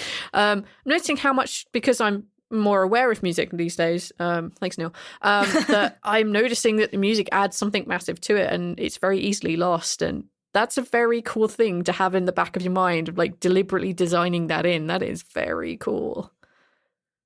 I love it. But you're right, like the artwork is incredible. Like, it's such a, like, I'm just literally looking at all like the palettes and everything. It's like, this is just really nice. Yeah. It spawned, as I said, a lot of inspiration for indie games, and a lot of indie games took from it, which I really much appreciate. Well, if you enjoyed, yeah. yeah, it's got that like kind of beautiful wandering puzzle solving aspect to it that like really wasn't around at that time. It really did popularize. It's not even puzzle solving. You're not actually solving any puzzles. You're just gathering like parts of a scarf to be able to. Well, you just stand next to those flying cloth thingies which activate bridges over, and like there's no puzzles involved. Like, you don't need to rack your brain to activate those things. You just fly to those things, and you're touching them activates those things, and then you activate the bridge, and then you get on to the next level. They wanted to make the gameplay as simple as possible and focus entirely on the emotions that you feel passing from one level to the other. So, like, the entire color palette of every level is adjusted to play to certain emotions they wanted you to feel in certain moments. And even at the end of the level, they always made it so that faded to white, so that after the level you got cleansed of everything you just felt. There are so much thought and design process, like little things that were put into it that made it like roundabout a really beautiful game. I'm jealous that you can talk this much about your favorite game, because my favorite game, I don't know anything about it. I just know it's my favorite. I love it. Full stop. Yep. Yeah, you bought the fucking art book. Yes, and it is like, it's genuinely one of my thickest art books. It's like 200 pages, I think. I mean, I really love when indie games actually have art books that are more than 20 pages and not just digital downloads. Yeah. I actually reached out to the makers of Rookie and asked if they have an art book, and they said they have one, and it's only 20 to 30 pages, and it's a digital download on Steam. And I was like, guys, this is not how you sell your game. No. You just sent them like back, like, why are you blue balling me like this, man? Why are you blue balling me, man? But I reached out to the creative director, and they said that's actually a thought for the next game. They will definitely keep it in mind. Yeah.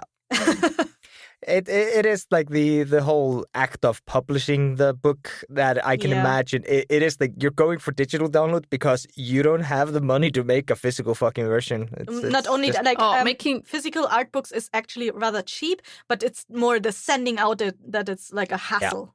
Yeah. Since you have an international audience. It's annoying. And I recently found out that Banner Saga has an art book, and I was like, but the shipping from the US is like €20. I'm like, oh no, not yet. So those of you thinking of cool things to buy Kessie as Next a gift, year. art books. Yes. Next year, art books. Oh, that's cute. Just say it looks beautiful. All right, Neil. My game is a game that does not reward you for having friends. Oh no! It is. Is it Chicken Horse? Only beautiful if you look at it under certain light. Blacklight? My favorite multiplayer game has got to be Trouble in Terrorist Town, a Gary's Mod game. It's so fun to watch people play. It's so fun to get to play. Oh, is that the variation of what you tried to play with us last time? The werewolf thingy? Mm-hmm. Oh, okay. So this is like Among Us before Among Us. This is an old social deduction game that is still kind of, got a lot of people making mods and stuff, I think, for it. The thing about this is that anyone can make a mod for this game, and the pool for mods is large and weird and wild. It's large and very shallow. Very shallow. So there's a bunch of weird stuff that you can do, and so for the people who don't know what TTT is, Trouble in Terrorist Town is essentially a game where there's a detective. He's the good guy. He's like the leader of the innocent team. And there's usually like two traitors, right? In a group of like 5 to 7 people. And they all have, there's different things that can happen. There's different things that interact in different ways with certain things. For example, there's one role that's a traitor role that's called the hypnotist, and it's a special traitor, and it doesn't really get an items shop like the rest of the traders do, because item shops are really cool. You get really dumb downloads on Steam, really dumb things that people have made, and you put them in your game, and they're amazing and they're fun. Yep. And they kind of help you win the game, and they're just fun. Remote fun. explosives, guns that don't look like guns, barnacles that just suck you into the ceiling and eat you. Just dumb shit. Amazing. So fucking fun. Just goofy stuff. There's infinity things. We have our mod list is crazy huge. It's very good. I love playing that game. But in any sense, the hypnotist has a special ability where they get a defibrillator that brings back a dead person and makes them into a traitor. So they do not retain their original role. They are brought onto the traitor thing.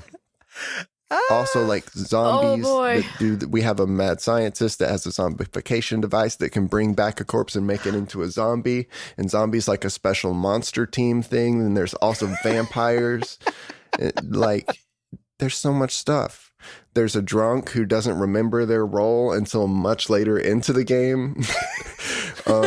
There's an old man who is not on a team but only has 1 HP, so they literally just like try to run and hide, probably. There's jesters who, if you kill the person on this team who can do no damage to anyone, but has to kind of make themselves look suspicious in order to get killed to activate their special win condition. So some of them, if you kill them, the game just ends and they win. Some of them, if you kill them, they get your role and then you're the swapper. So you do no damage. And then roles kind of get swapped around the table and different things happen. So the roles just get nightmare. really wild. It's a really, really fun game. And I've played this game a bunch of times on LAN. It's like when you get together like maybe 4 or 8 computers, you just play and you're all in the same room and nobody can see each other's screen and you're just yelling at people for doing dumb shit. It's just like, why are you holding that gun? Why do you have that gun? We all agreed we're only gonna have pistols today. And it's just like, no, you're all dummies. There's terrorists out there and I'm gonna have a gun. Half of it is just kind of bullshitting around, you know. You have to like suss the person out, but all of these things make it nearly impossible. You got to be so sure, you know, before you kill anyone, because the jester's trying to get killed. You got to be very careful of monsters.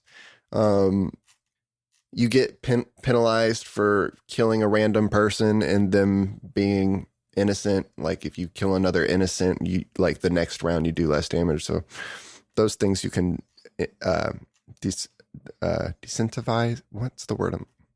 Decentivize. Yeah. I'm moving on from the big word. This game is your social deduction game, but on fucking crack, dude. Yes, it gets wild. So many things happen. Sometimes it legitimately is confusing when all of the roles just swap and people are different things. It's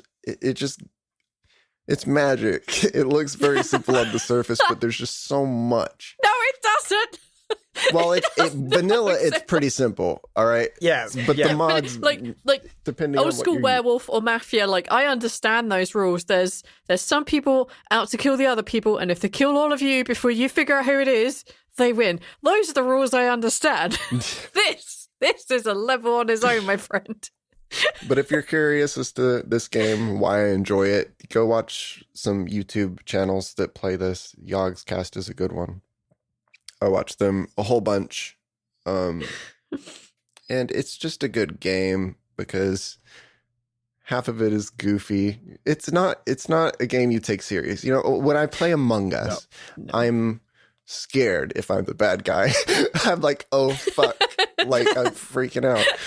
In this game, I'm not, because I've probably got some fun shit that I'm going to do, and I'm just going to make a joke out of it. It's fun. I have different options available to me, but it's just the goofy game. You know what I mean? Trouble in Terrorist Town feels much more like, relaxed and silly. Half of it is like RP-ish, you know? Yeah. You're just goofing off. There's nothing more fun than being the detective and buying the Sherlock Holmes hat and everybody getting mad at you for wasting points. That's fantastic. No, I'm the detective. I have to look like one so you guys will respect me. And it's just like, I don't respect you. You wasted money on the hat. You can do anything. It's amazing. The options in this game are only limited to the imaginations of the strange people who know how to make add-ons for the game. Who make the mods, yeah. And God bless them. This game does not reward you for having friends. Review by Neil Martin. I love this game. It's very fun. I kind of enjoy and also kind of loathe social deduction games. Like, I enjoy it, especially if I am the trader. Because I just like fucking with people. I like getting people to believe in me and then dashing their hopes. He's a long con person. I also just stay around till the end of the game, not kill anyone until everyone gets very suspicious of everyone else but V, who's been with the detective the whole game and could not be bad, right? She couldn't be evil. She couldn't be the resistance person. I think we're playing a resistance type game. But I also have the worst memory of playing social deduction games, and that was when we had a Christmas game with Eyþór's family, and it was entirely in Icelandic, and I'm like, I cannot tell shit. I cannot tell what anyone is doing because they're all just talking really fast in a strange language. I'm like, I cannot play this game anymore. I'm sorry. You're all This lying. is not fun. You're all full of shit. You're That's just right? Am I making the up a traitor? And language. I couldn't do anything as the traitor because I couldn't signal to anyone I wanted to kill anyone. It's like, fuck's sake. We're not playing those again. All right, who have we got left? You. Eyþór? No, it's you first. Why me first? That's the order you did the first round. Okay. I'm gonna go with Borderlands. I love how wacky and crazy that game is. I like how there are a ridiculous amount of guns that will do stupid shit. I love watching my teammates run in there while I am the siren and I have a gun that does shield melty damage, blowing up one of the enemies with a headshot and watching my companion's shield disappear in the middle of combat. I love it. I also like the fact I can be a sniper and I get to sit back and watch the chaos unfold before me. I like being able to alternative with a sniper rifle from long range into a shotgun as my secondary weapon. I love that shit. I love how crazy that game is. I love the stupid names and pun names that all the bosses have, and I love the shit out of it. I like how it doesn't take itself seriously. I also, in the playthrough of Borderlands 2, which I think I did with Eyþór fairly recently, we realised that whatever the hell it is, the woman that comes back from game one is just clearly a drug addict and we're making her worse. It's fun and I love it. And that goes for Borderlands 1 and Borderlands 2. I have a lot of fun memories of playing that with lots of different people. I played with Skag and Rethix one time, and we were all getting very drunk. I got so shit-faced that I fell out of the place that I was playing in the garage at the time. I came back into the house, I fell down on the stairs. I didn't go back in because I was too drunk. And the game was great. I remember being amazing at it. I remember how I just headshot everything and they were getting mad at me because I was dropping their shields. It's fun. Whose shield are you dropping in your imaginary world where you were drunk as shit and also the best sniper in the world? I am the best sniper in the world. In my imaginary drunk world, even when I'm not, I love playing snipers in any sort of game, to be honest. But in Borderlands 2, you can do some of your projectiles, depending on the weapons that you have, take away people's shields. It drops their shields down by doing like an explosion or shit. But that, if you do it as an AoE, also takes down the shield of your companions. Ah, so that would explain why I kept dying in our run-through of Borderlands 2.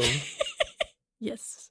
You never told me this. I'm genuinely learning this now. I thought you knew. I know. Thought that's why you were so mad at me. I never understood why I was such a shit fuck. Like, why I just instantly died anytime I ran into a room. It's because I had your sniper trained on the back of my head, just plowing away my shield. I was not shooting you. I was shooting the enemy you were running to because I thought killing it before you got to it was funny. You just admitted that when you're playing Left 4 Dead, you do little else than shoot your friends. I'm not going to believe that you play differently in Borderlands. It's because they run in front of my shotgun. It's not my fault. You stand behind me when I have a shotgun. Them's are the rules.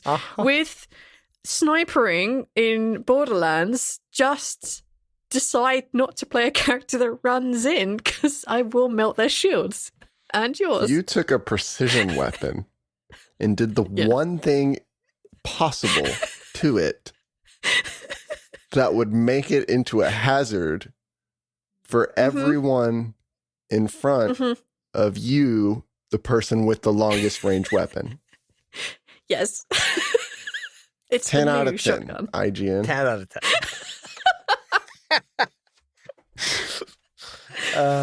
But yeah, I just love how wacky it is. I love the characters in it. I love a lot about Borderlands and Borderlands 2. I have a lot of fond memories of that game, and yeah, I can't play it for more than a few hours before I'm like, no, I'm kind of done with this looter shooter shit. But like the few hours that I do play it for, I'm like, I enjoy it a lot. So yeah, that's my top-ish game. All right, Eyþór, what have you got? Honorable mentions.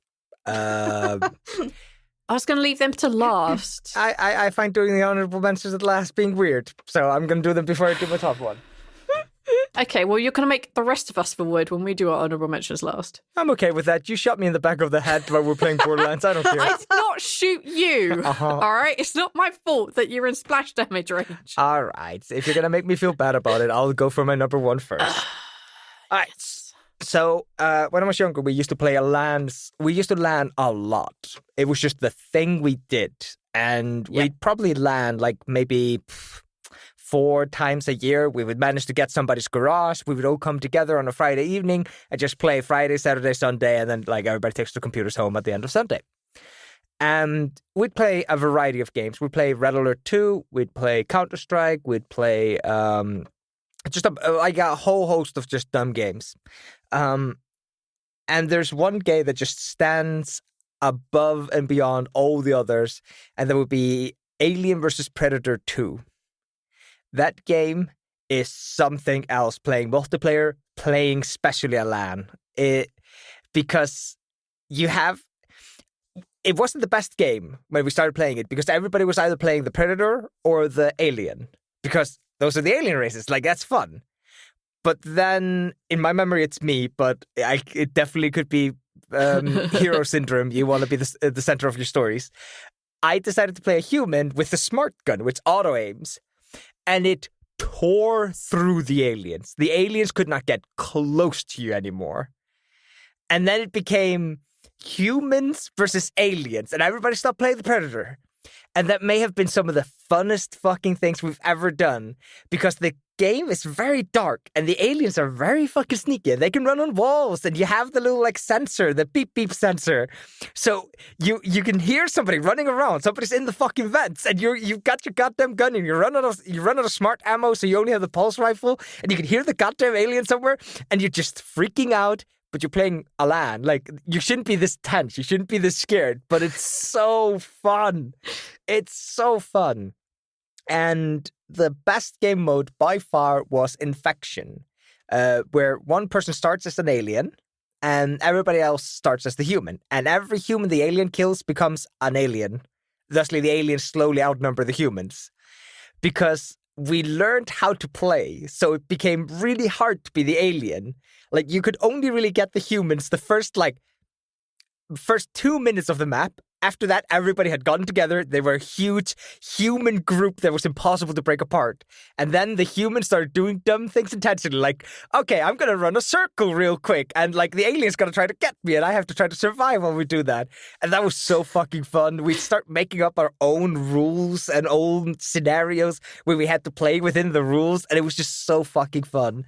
And we did that like 3 or 4 LANs in a row, just literally nothing but Alien vs. Predator. And it was so fucking fun. So yeah, my top game, Alien vs. Predator 2. Play it on a LAN, play survival, humans versus aliens. It's fucking fantastic. And if anybody plays Predator, you just bully him. Just bully him for playing the most boring auto-aim garbage race, and tell him to play something fun like humans or aliens. I'd literally never played it. The only anything in that franchise, the only thing I've played I think was a few hours of Isolation, and then I just couldn't. I love Isolation. That one's so good. That's not a multiplayer game, but I do love that game. It's a very spooky game. I love the Alien series. I couldn't cope with that. You can cope? It was too spoopy for you? No, it wasn't that. I sometimes have a problem with quick moving stuff, and when you eventually have to do anything with stealth, I suck at whatever game has stealth in it. I'm fucked. It's so difficult. That game. We're not going to talk about this game. That game. Let's talk about a solo player game. Also, single player in Alien vs. Predator 2, fantastic.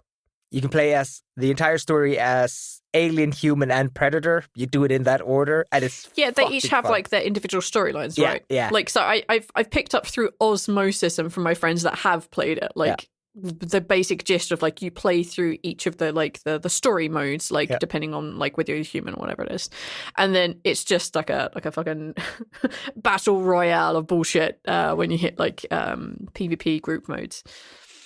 All right, honorable mentions, because there's nothing more to say about this because I'm the only one who played it. The only one who's played it. I only saw my ex play it. It looked like fun.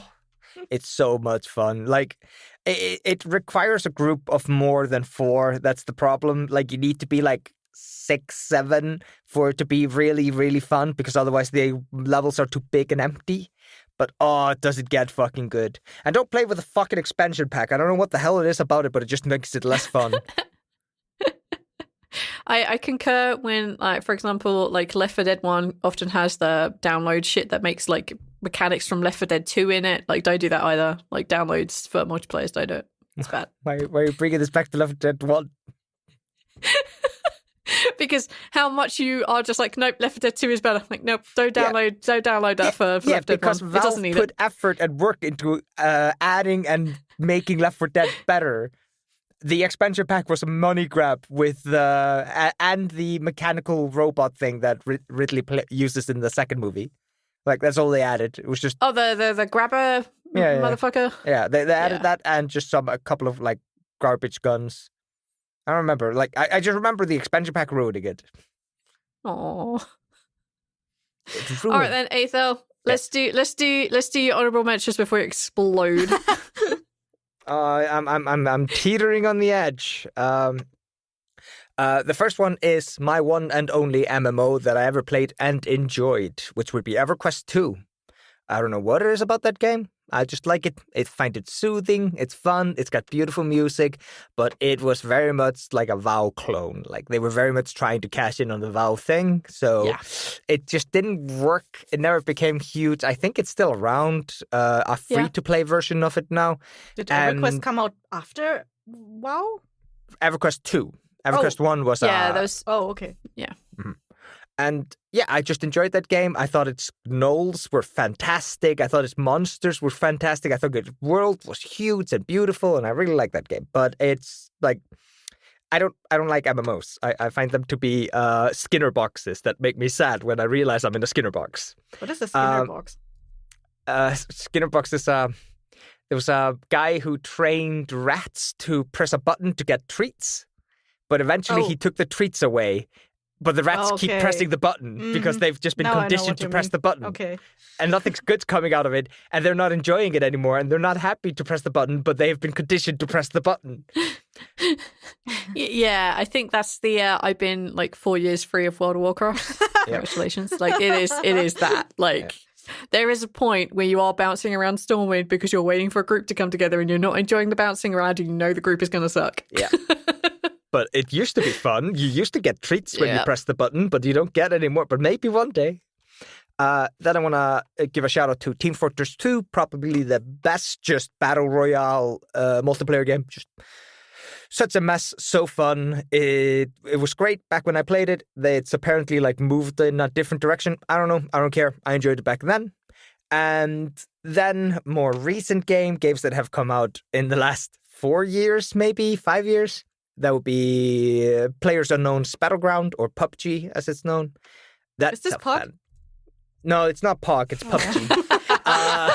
Is this PUG? It's that I played that game a lot with my friends. I probably have more than like 300 real played hours in that game. But once again, I get salty and competitive, even though I was playing in groups, and it just stopped being fun for me. That is one of those. And then the most saltiest of all salty games, and that's League of Legends. I still have to give it, like, every time I play it, I get hooked in it again, and then I get salty as shit, and then I have to stop playing. So angry. so angry. LoL makes you so angry. But it's one of the few games you could play with your brothers because they both play it. Yep. They both play it, and both of them are pretty good, which makes up for my shitty saltiness. No. You salt enough for all 4 of us. Yeah, that's my honorable mentions. I would jump straight in after that. League is one of my favorite games. I have played a lot of hours in it. I went from World of Warcraft to League of Legends, which is why I have so many hours in there. Every Friday night for about 2 years running was me, my partner, and my best friend playing League of Legends, absolutely shit-faced, which was great. I refused to play anything other than Annie because I thought she was cute and it was funny. And I wrecked fools, and then I also sucked. That was how the games were. We were incredible or we were shit. And we didn't care because we were drunk and it was a lot of fun. I'm going to shout Diablo 2 and 3 because they're the only ones I played. Diablo 2 was one of the first online games I ever played. And that was brought for me by a friend. And then I stopped playing it for like 3 years, and then I figured out computer games rock. I have a lot of fond memories of Diablo. There is a clip online on Skaggas channel of when we completed a heroic rift. We'd been playing for 26, we'd been streaming for 26 hours, and I'd already been awake for an hour or so. And the last thing of that night was completing one of the rifts with 0.02 seconds on the timer. And there was this visible relief on both of us, and we were like, all right, we've done it. We have to go to bed. I love it. I love Diablo. I love the world and I love the setting of Diablo. They've kind of messed it up a little bit for me in 3, just the way that it went, and it wasn't quite as fun as 2, mainly because they didn't have necromancers, and necromancers were fucking amazing. But they took that out of 2, so I'll forever be angry. We were here. We were here too. We were here also, whatever the other one is called. They were fun. I played those with Eyþór. They were fun. They were a lot of fun. I enjoy puzzle I have some games. very good memories of those. You do. They're one of the only times I've actually enjoyed it because I was playing it with somebody else and you were getting infuriated and I thought it was funny. And then it was fun. It was good times. And then a game that doesn't exist anymore. You actually can't get it. You can't play it. I have the link to it. And it's a 3-player game called Lord of the Rings War in the North. You play as an elf. One of you play an elf mage. You played as a human hunter, ranger person, and you played as a dwarf melee fighter. And I loved the shit out of the game. The story was good. It was one of the few times that it actually had a proper co-op story for 3 people. And that was always the problem we had, is that our kind of group, when we were in that era of playing games, there were 3 of us and it was impossible to find a good co-op, and this one did it. It was fun. It has one of my favorite dwarven lines, which in there, like, not everything that glitters is gold, but this is. I love that so much. There were hidden things all around the game, and the storyline was good and it was parallel and I enjoyed it. Like, I'm not a huge fan of the Lord of the Rings, but this game I love the shit out of. But it's not really in my top 3, mainly because it's not playable anymore. I can download it, but I'd have to play it on my own, and that's just sad. So I'm not going to do that. Yeah, and that's my honorable mentions. Just because mine also shared League of Legends. Every time you mention the Lord of the Rings game, I think of Golden Axe, like the old Sega Genesis game. Ooh, somebody out this there, was for PC. Yeah, somebody out there like appreciates my reference to like my call to that game, but not this audience. Not this audience. No. All right, Kessie, what have you got? Any honorable mentions? Yes, I do. My honorable mention is a game called Fliff, or Fly FF, Fly for Fun, which came out 2 years after WoW and was the first MMO that actually had flying as a mechanic in it, and built its entire world around it.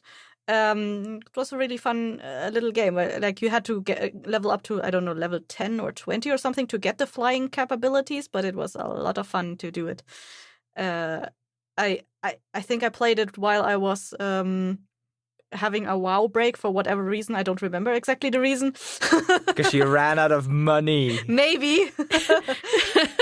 But like the flying mechanics was really fun, but the gameplay itself was rather repetitive. But it had like this cool mechanic that you could level up skills by, like, the more you use the skill, the higher level it would grow, which was really cool.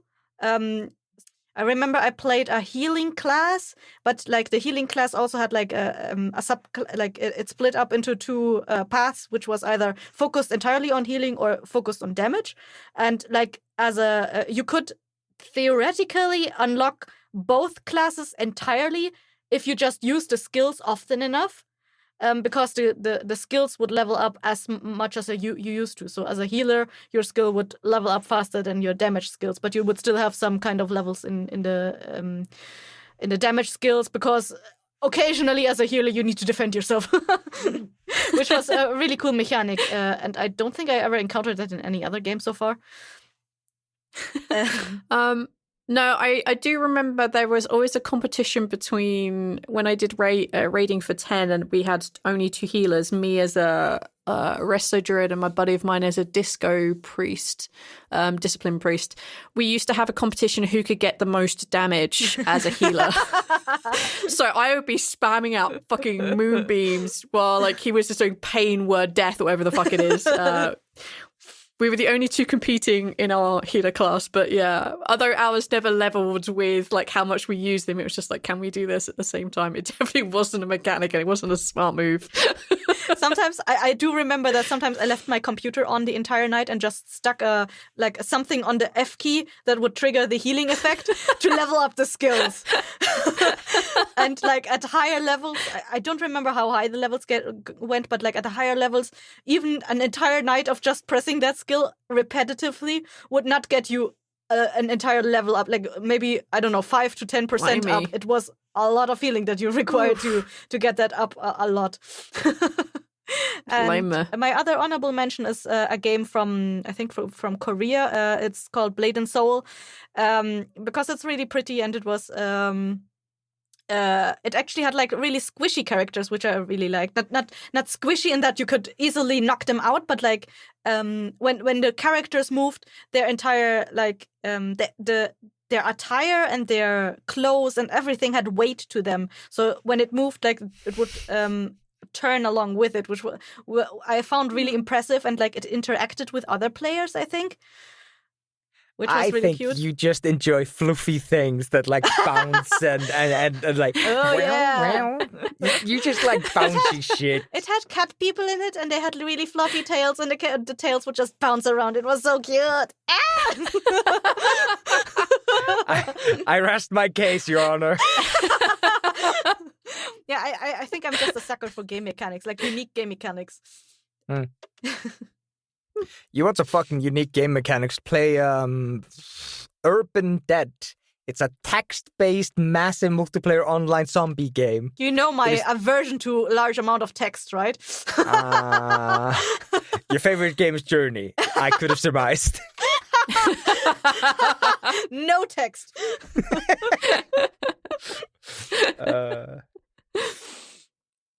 All right, Neil. Have you got any honourable mentions worth bringing up? I remember liking Donkey Kong Country multiplayer. That's an old school one. Ultimate Chicken Horse. I love that one. It's been good. It's been good to us.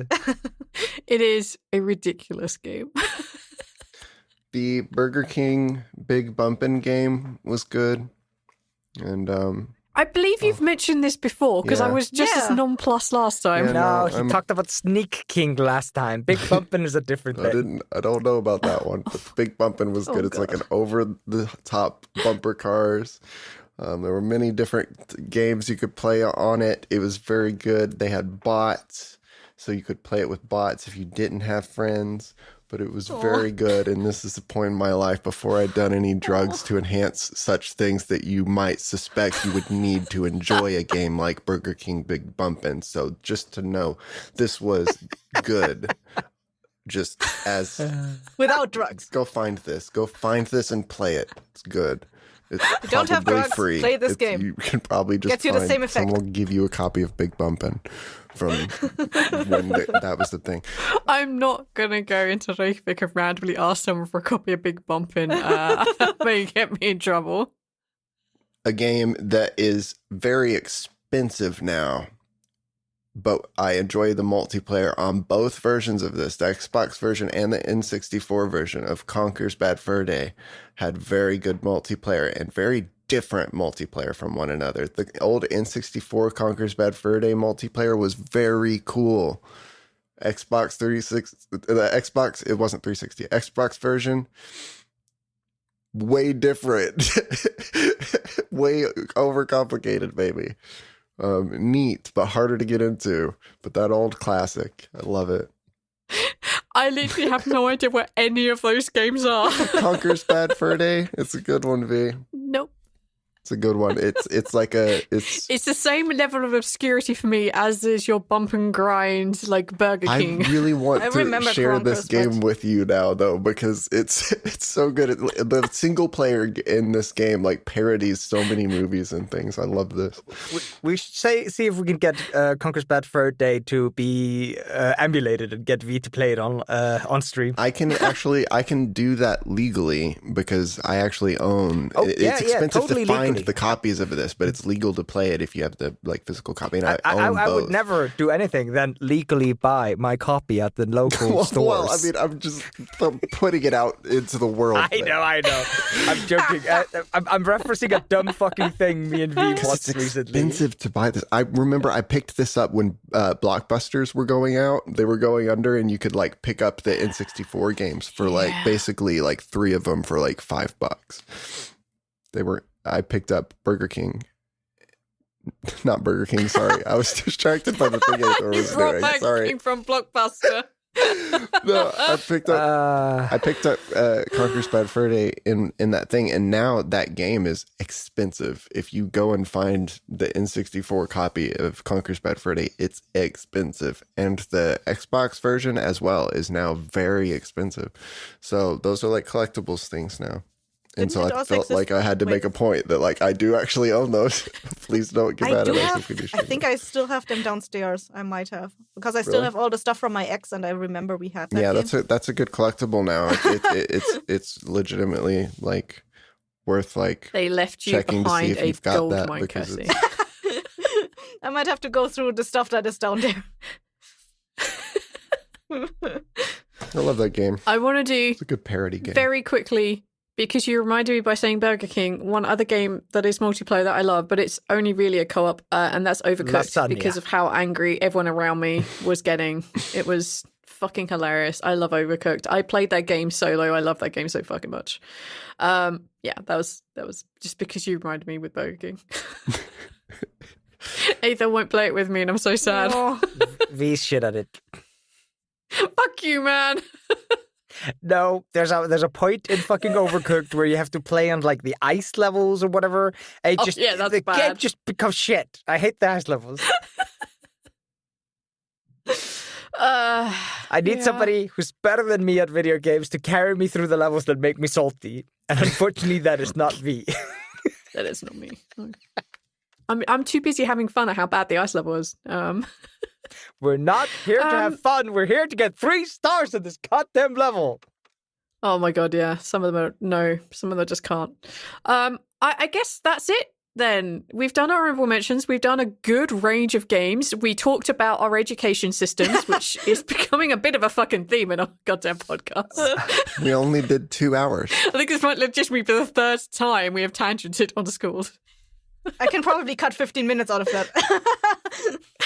Okay, well, if we're looking for a 12th episode, we could just go through them and just put together all the school rants.